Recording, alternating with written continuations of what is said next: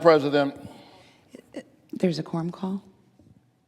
I ask that the quorum call be vitiated. Without objection. Thank you so much, Madam President. Madam President, I come to the floor today after a long week of wrestling with my conscience. Before we left Washington last week, we in this chamber made a change in the Senate's rules in order to push forward something that all of us think is important. We set the stage to raise the nation's debt ceiling. And yet, as we cast that vote to begin addressing the debt ceiling, this same chamber is allowing the ceiling of our democracy to crash in around us. The American people have been pushing for leaders in Washington to address voting rights. And everywhere I turn, I have been hearing from my constituents in Georgia. They are deeply worried. I heard it all weekend. I've been hearing it over the last several months. And I submit that they are worried for good reason. They know their history. They are witnessing what is happening to our democracy in real time. And they see the handwriting on the wall. They see the sweeping voter suppression proposals in 49 states and the dozens of new laws that have now popped up across the nation fueled by the big lie that seeks to delegitimize the voices of millions of Georgians and Americans who made their voices heard, made history, and more importantly, made a difference last November and last January. The American people see what is happening in Arizona and in Texas and in Florida and in Wisconsin and in Iowa. And they see what is happening in Georgia, my home state, where a new law, SB 202, passed right after I won, will make it harder for some voters to access their ballots by making it more difficult to vote by mail, allowing far fewer drop boxes, and only allowing for the use of those boxes, listen, during business hours. You can use the drop boxes during business hours, which sort of defeats the purpose of having a drop box. In fact, back home, the second most senior Republican in the Georgia State Senate announced recently that he wants to do away with election drop boxes altogether, literal boxes where registered eligible voters simply can drop off their ballots on their way to the night shift or on their way back home. It seems to me that they want fewer voters and more dark money in our elections. And that's the sad place we're in, Madam President, right now. But what is even more disconcerting is that these politicians in the state legislature have already laid the tracks to take over local boards of elections for almost any frivolous reason, to undermine the voices of local voters and local election administrators, control the count,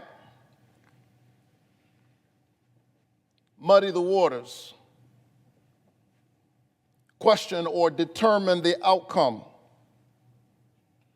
And in the face of this crisis, the question is this: has this chamber risen to the occasion to take on the issue of voting rights which I submit is the central moral issue confronting this Congress in this moment. What have we done to strengthen access to the ballot as bedrock voting rights protections have been shredded by our courts, or to protect the sacred right to vote as partisan state legislatures have passed laws to dilute that right for so many people? Well, some of us have acted. Democrats in this body have tried, not once, not twice, but we've tried this Congress on 3 occasions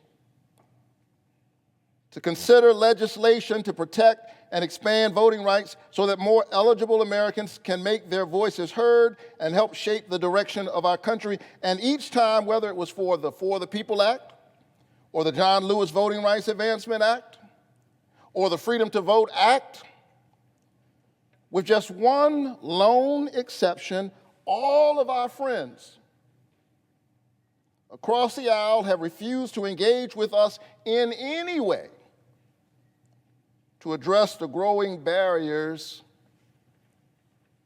to what is basic to American democracy, the ballot box. And here's what we've said. We've said to our Republican friends, if you don't like this provision or that provision, let's talk about it. Offer some amendments. Come, let us reason together. Let us have a debate out in the open so that the American people can hear it. Everybody talks about the divisions in America right now. Here is what folks on the left and the right agree on. There is something awry in our democracy, and in this moment in which there is this debate happening on the outside, how is it that we refuse to even have a debate in the Senate? They don't even want to have a debate. And so here we are. Months have passed. No, that's not true. Years have passed. Democrats have tried again and again to engage our Republican friends in a discussion on this issue, one that lies at the foundation of our democracy, and time again, because of a lack of good faith engagement, the rules of the Senate have prevented us from moving that conversation forward. We could not imagine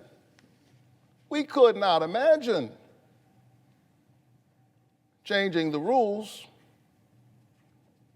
That is, until last week. Because last week, we did exactly that. Be very clear, last week, we changed the rules of the Senate to address another important issue, the economy. This is a step, a change in the Senate rules we haven't been willing to take to save our broken democracy, but one that a bipartisan majority of this chamber thought was necessary in order to keep our economy strong. We changed the rules to protect the full faith and credit of the United States government. We've decided we must do it for the economy, but not for the democracy. So, Madam President, I will be honest. This has been a difficult week for me as I've pondered how am I going to vote on this debt ceiling question we're about to take. I feel like I'm being asked to take a road that is a point of moral dissonance for me. Because while I deeply believe that both our democracy and our economy are important, I believe that it is misplaced to change the Senate rules only for the benefit of the economy when the warning lights on our democracy are flashing at the same time. I happen to believe that our democracy is at least as important as the economy. Ours is a great nation, built upon both free enterprise and the free exercise of basic democratic rights. You cannot have good capitalism without freedom. Each is strengthened by the other. And together they make for a nation that is both prosperous and free, a nation where everybody can breathe and every child has a chance to live up to her highest potential. And so I stand here because of my children, my two precious children, and I think every day about what kind of country I want them to grow up in. I stand here today because we're in a place, and we're dealing with the consequence of misaligned values and misplaced priorities. And that is, for me, a serious problem because I lead Ebenezer Baptist Church, where John Lewis worshiped and where Dr. King preached. And I asked myself all weekend as I wrestled with how I would vote,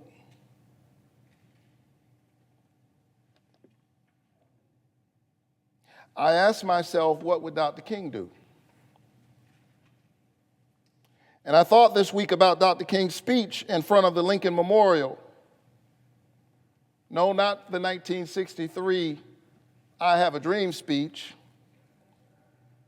but the one he gave the first time he spoke in front of the Lincoln Memorial in 1957, where he addressed what he called, quote, all types of conniving methods that were getting in the way of the free exercise of the constitutional right to vote. His rallying cry that day in 1957 was, give us the ballot. And so, Madam President,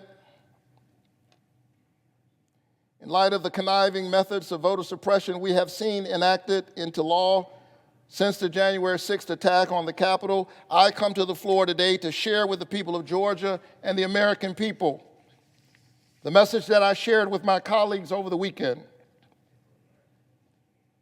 and earlier today during our caucus meeting. I said to my Democratic colleagues over the last several days, number one, unfortunately,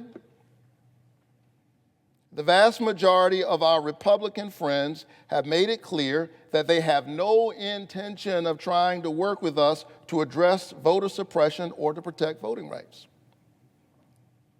They have embodied by their actions the sentiments of conservative strategist Paul Weyrich, who dared say in 1981, quote, I don't want everybody to vote. That's what he said. Elections are not won by a majority of people. They never have been from the beginning of our country, and they are not now. As a matter of fact, he went on to say, our leverage in the elections quite candidly goes up as the voting populace goes down. Second thing I said to my Democratic colleagues today is that while we cannot let our Republican friends off the hook for not being equitable governing partners, if we are serious about protecting the right to vote that's under assault right now, here's the truth. It will fall to Democrats to do it. And if Democrats alone must raise the debt ceiling, then Democrats alone must raise and repair the ceiling of our democracy. How do we in good conscience justify doing one and not the other? Some of my Democratic colleagues are saying, but what about bipartisanship? Isn't that important? I say, of course it is. But here's the thing we must remember. Slavery was bipartisan. Jim Crow segregation was bipartisan. The refusal of women's suffrage was bipartisan. The denial of the basic dignity of members of the LGBTQ community has long been bipartisan. The 3/5 compromise was the creation of a putative national unity at the expense of black people's basic humanity. So when colleagues in this chamber talk to me about bipartisanship, which I believe in, I just have to ask, at whose expense? Who is being asked to foot the bill for this bipartisanship? And is liberty itself the cost? I submit that that's a price too high and a bridge too far. And so I struggled this weekend. I talked to folk I believe in. Among them, I spoke with Reverend Ambassador Andrew Young, who was with Dr. King until the very end about this vote. I talked to Ambassador Young and I asked him, what do you think? And he said, I try not to worry, but I'm worried about our country. And then this 89-year-old battle-worn soldier in the nonviolent army of the Lord drew silent on the phone. And then he said to me, tell your colleagues that among your constituents are people who literally laid their lives on the line for the basic right to vote. They lost friends. They lost so much. And so this is a real moral quandary for me, and it makes it difficult for me to cast this vote today. But after many conversations with colleagues, with Georgians, with experts who know the economy, with voting rights advocates and civil rights leaders, I will indeed vote today with anguish. I will vote to raise the debt ceiling. I'm voting yes because I'm thinking about the kids in the Caton Homes housing projects where I grew up in Savannah, Georgia. I'm thinking about the hardworking families pushing to recover from the pressures of this pandemic, those on the margins and those who are least resilient, for whom a collapse of the economy would be catastrophic. And ironically, many of these are the same people who are also being targeted by the voter suppression efforts I mentioned earlier. I'm thinking of them and the people of Georgia as I cast my vote today to raise the debt ceiling. But I'm also thinking about what we need to do to keep our democracy and our economy strong today and for the next generation. Once we handle the debt ceiling, the Senate needs to make voting rights the very next issue we take up. We must do voting rights, and we must deal with this issue now. So let me be clear. I'm so proud of what we did with the bipartisan infrastructure bill and the major economic investments we're putting finishing touches on that will close the Medicaid coverage gap and deliver historic relief to Georgia farmers and expand broadband access and so much more. But Madam President, I have to tell you that the most important thing that we can do this Congress is to get voting rights done. Voting rights are preservative of all other rights. They lay the ground for all of the other debates. And so to my Democratic colleagues, I say, while it is deeply unfortunate, it is more than apparent that it has been left to us to handle alone the task of safeguarding our democracy. Sadly, many of our Republican friends have already cast their vote with voter suppression. And so the judgment of history is upon us. Future generations will ask, when the democracy was in a 911 state of emergency, what did you do to put the fire out? Did we rise to the moment, or did we hide behind procedural rules? I believe that we Democrats can figure out how to get this done, even if that requires a change in the rules. which we established just last week that we can do when the issue is important enough? Well, the people of Georgia and across the country are saying that voting rights are important enough. I think the voting rights are important enough. And so we cannot delay. We must continue to urge the party of Lincoln not to give in to the very forces of voter suppression that Dr. King described in that 1957 speech while standing in the shadow of Lincoln. But even as we do that, we cannot wait. We cannot wait on them. With uncanny and eerie relevance, Dr. King's words summon us to this very moment. He said, "The hour is late. The clock of destiny is ticking out, and we must act now before it is too late." Madam President, I yield the floor. Senator from Ohio.